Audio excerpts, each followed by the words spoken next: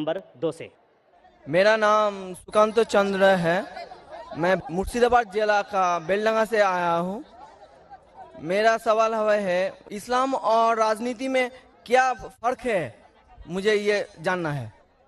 मैं जानना चाहता हूँ किधर खड़े हैं? इतना बड़ा सैलाब है इंसानों का, पूरा समुद्र है। सेकंड माइक्रोफोन किधर है?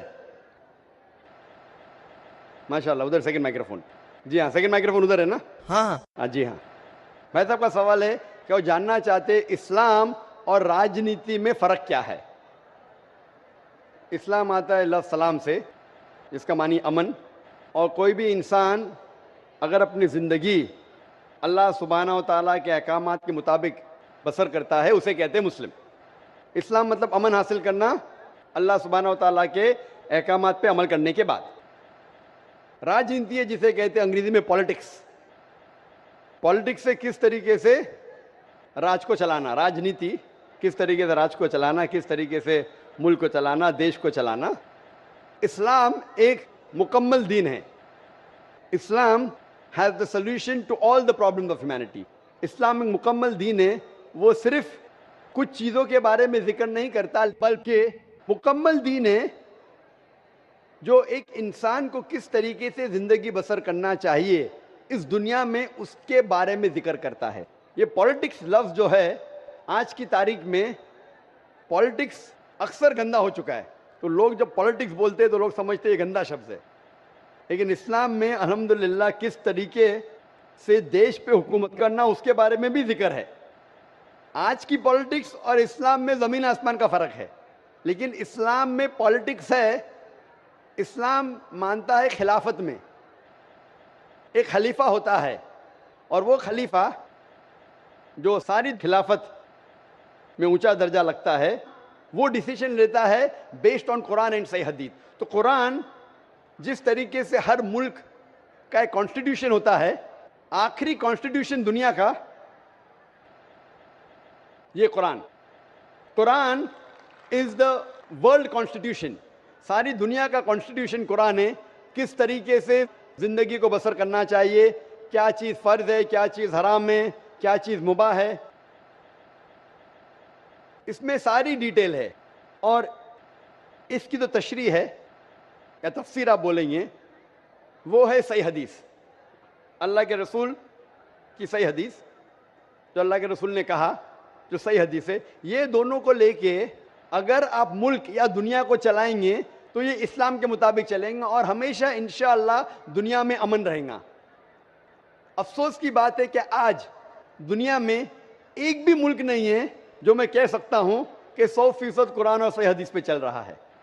एक वक्त था मोहम्मद सल्लल्लाहु अलैहि वसल्लम के दौर में और उनके इंतकाल के बाद पहले 4 खुलफा राशिदीन, हज़रत अबू बकर, हज़रत उमर, हज़रत उस्मान, हज़रत Ali, may Allah be pleased with them all, ये दौर सबसे सुनहरा दौर था।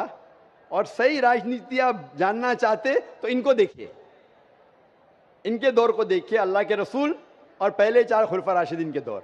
इनमें आपको सबसे बेहतरीन मिसाल मिलेंगी किस तरीके से हुकूमत करना चाहिए। ये सबसे अच्छी मिसाल है। अफसोस की बात है कि हम मुसलमान कुरान और सही हदीस से दूर हो गए, इसीलिए हम पीछे हो गए। इंशाअल्लाह मुसलमान जब कुरान और सही हदीस के करीब आएंगे तो इंशाअल्लाह फिर से वो ऊंचाई पे आएंगे। Hope the answer the question. आते हैं माइक नंबर 1 की तरफ। माइक नंबर 1 पर अगर कोई गैर मुस्लिम भाई हैं तो अपना सवाल कर सकते हैं। माइक नंबर 1 से। अस्सलाम वालेकुम। वालेकुम सलाम। मेरा नाम रविशंकर राम है। मैं कलकत्ता से आया हूँ और सबसे पहले आपको शुक्रिया देना चाहता हूँ।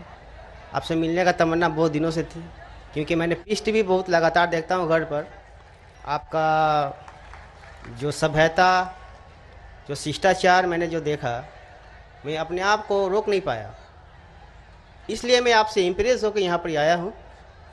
और सर, मेरा सवाल है कि एक धार्मिक इंसान की पहचान, उसकी लक्षण हिंदू मत के अनुसार, जैसे धर्म के 10 लक्षण होते, 10 धीरति, क्षमा, दम, अस्तय, शौच, इंद्रिय निग्रह, बुद्धि, विद्या, सत्य और संतोष। ये धर्म के 10 लक्षण है। अगर कोई भी धार्मिक इंसान में ये लक्षण पाए जाते हैं तो इंसान धार्मिक है। मेरा सवाल है सर कि इस्लाम के अनुसार, इस्लाम धर्म के अनुसार एक धार्मिक इंसान का पहचान क्या है, मैं ये जानना चाहता हूँ। भाई साहब का सवाल है कि इस्लाम के नज़दीक एक धार्मिक इंसान की पहचान क्या है। इस्लाम के नज़दीक जो खुदा, भगवान, ईश्वर, अल्लाह जो फरमाते हैं, जो कहते हैं, उसके ऊपर अमल करेंगे तो आप धार्मिक है। और अल्लाह ताला फरमाते हैं कि अतिउल्लाह व अतिउर रसूल, अल्लाह की बात मानो और अल्लाह के रसूल की बात मानो। तो अगर आप कुरान पे अमल करेंगे और कुरान के सही हदीस पे अमल करेंगे तो आप धार्मिक हो गए। इसके अंदर कुछ चीज़ आप देखे जाए तो इस्लाम के अंदर 5 हिस्सों में बांटी जा सकती है। एक है फर्ज, कंपलसरी, ये करना ही चाहिए हर मुसलमान को, फर्ज आ गया। दूसरे और हराम, जो गलत है, आप करना ही नहीं चाहिए जिंदगी में। ये दोनों ऑपोजिट है। इसके दरमियान और 3 चीज़ें जो हलाल कैटेगरी में, हराम के अलावा सब चीज़ हलाल हो जाती। हलाल में 4 कैटेगरी। एक है फर्ज जो करना चाहिए, कंपलसरी। दूसरा है मुस्तहब, या लोग कहते हैं सुन्ना, यानी करे तो बेहतर है, आपको प्लस पॉइंट मिलेंगे। तीसरा है मुबाह, ऑप्शनल, करे तो भी कोई हर्ज नहीं, नहीं करे तो भी हर्ज नहीं। चौथा है मकरूह, यानी नहीं करे तो बेहतर है। और 5वां जैसे मैंने कहा हराम।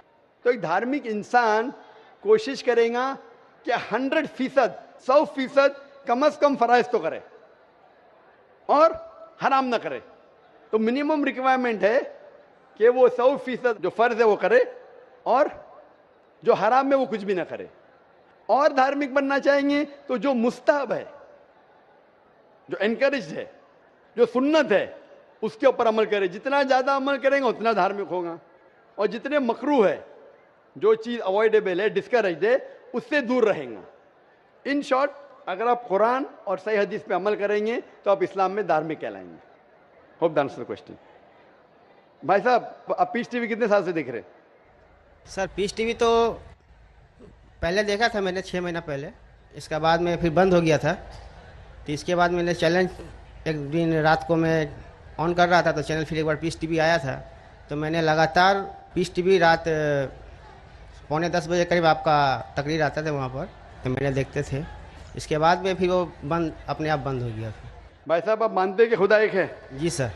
आप मानते खुदा एक है? जी। आप मानते हैं खुदा का कोई अक्स है? नहीं सर। खुदा का अक्स नहीं। खुदा की कोई मूर्ति है? नहीं सर। नहीं। आप मानते मूर्ति पूजा गलत है? जी सर। आप मानते बुत परस्ती गलत है? जी सर। आप मानते कि मोहम्मद सल्लल्लाहु अलैहि वसल्लम आखिरी पैगंबर है? जी सर। आप मानते? तो उसका मतलब जो इस्लाम की बेसिक। जी सर, कल हम प्रोग्राम देखे थे, जिस तरह आप कल की अवतार के बारे में वर्णन किए थे। जी हाँ। तो हम लोग भी कल की पुराण, ऋग्वेद, कल की पुराण में और ऋग्वेद और सब बुक के बारे में आप बता रहे थे कल, तो मैं भी नहीं जानता था ऐसे ये बारे में। तो अभी आप मानते हैं जी सर कि खुदा एक है? जी सर। और खुदा के अलावा किसी की इबादत नहीं करना चाहिए? नहीं करना। और आप मानते हैं कि मोहम्मद सल्लल्लाहु अलैहि वसल्लम आखिरी पैगंबर है? जी सर। तो मिनिमम रिक्वायरमेंट है इस्लाम धर्म में धार्मिक होने के लिए, मिनिमम। जी सर। मिनिमम पासिंग मार्क ये है, जस्ट पास। बाद में उसके बाद अमल जितना करते रहेंगे तो इंशाल्लाह। तो आप चाहते हैं कि मुस्लिम बने? जी सर। आप चाहते हैं? जी सर। कोई भी आप पे जबरदस्ती कर रहा है? No sir. वाकई नहीं, जबरदस्ती नहीं कर रहे ना? नहीं सर। आप मेरी मोहब्बत में आ गए तो मेरी मोहब्बत ने आपको कलकत्ता से किशनगंज खींच लाया, कि मैं आप पे कोई जबरदस्ती नहीं कर रहा हूँ ना? No sir. आप अपने मन से जी सर। और आपके दिमाग से होशो आवाज में इस्लाम कबूल करना चाहते हैं। जी सर। तो इंशाल्लाह मैं अरबी में कहूँगा, आप उसे दोहराइए इंशाल्लाह। अशहदु अशहदु अल्लाह अल्लाह इलाहा इलाहा इल्लल्लाह इल्लल्लाह व अशहदु व अशहदु अन्ना अन्ना मुहम्मदन मुहम्मदन अब्दुहु अब्दुहु व रसूलुहु। व रसूलुहु। मैं शहादत देता हूँ मैं शहादत देता हूँ कि अल्लाह के अलावा अल्लाह के अलावा कोई माबूद नहीं कोई माबूद नहीं और मोहम्मद सल्लल्लाहु अलैहि वसल्लम वसल्लम उसके पैगंबर और बंदे हैं। हैं। माशाल्लाह, आप मुसलमान हो चुके। और मैं अल्लाह से दुआ करूँगा कि इंशाअल्लाह आपको सबसे बेहतरीन ज़िंदगी दे इस दुनिया में और आखिरत में भी। और अल्लाह ताला आपको और हिदायत दे ताकि और आप अमल कर सके। और जो आपकी ख्वाहिश है कि आप इस्लाम में और धार्मिक बने, मेरी इल्तिजा आपसे कि आप इंशाअल्लाह कुरान मजीद का तर्जुमा पढ़िए, वो ज़बान में जो ज़बान पे आपको महारत है। हिंदी में तो हिंदी में पढ़िए, बंगाली में तो बंगाली में पढ़िए, और इंशाल्लाह इसके ऊपर अमल कीजिए। और कोई अगर आपको शक और शुबा है तो इंशाल्लाह आप ईमेल लिख सकते हैं zakir@irf.net में। थैंक यू सर, जज़ाकल्लाह, शुक्रिया। बहुत बहुत शुक्रिया।